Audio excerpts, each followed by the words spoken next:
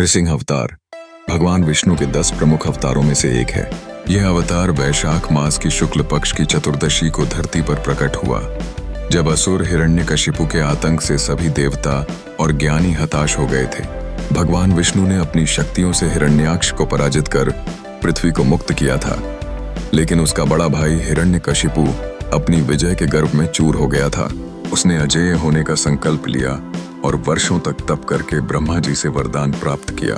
इस वरदान ने उसे शक्तिशाली बना दिया था, जिससे वह स्वर्ग पर भी अधिकार कर चुका था।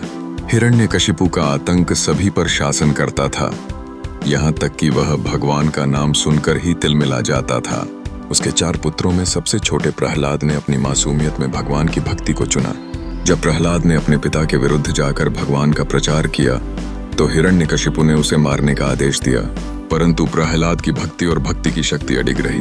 दैत्य ने हर संभव प्रयास किया उसे संकट में डालने के लिए, लेकिन हर बार प्रहलाद ने भगवान का नाम लिया और उसे किसी न किसी अद्भुत तरीके से बचा लिया।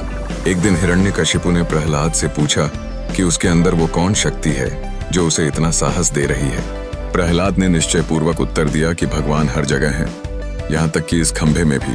क्रोधित होकर हिरण्यकशिपु ने खंभे पर प्रहार किया, जिसके परिणाम स्वरूप नृसिंह भगवान प्रकट हुए।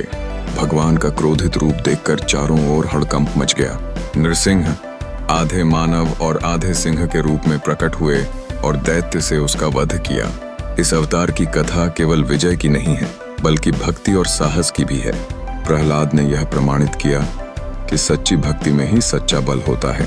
भगवान नृसिंह ने अपने भक्त को गोद में उठाकर प्रेम दिया और उसे वरदान दिया। नृसिंह अवतार की यह कथा हमें यह सिखाती है कि असत्य और अन्याय का अंत सदैव सत्य और धर्म के द्वारा होता है।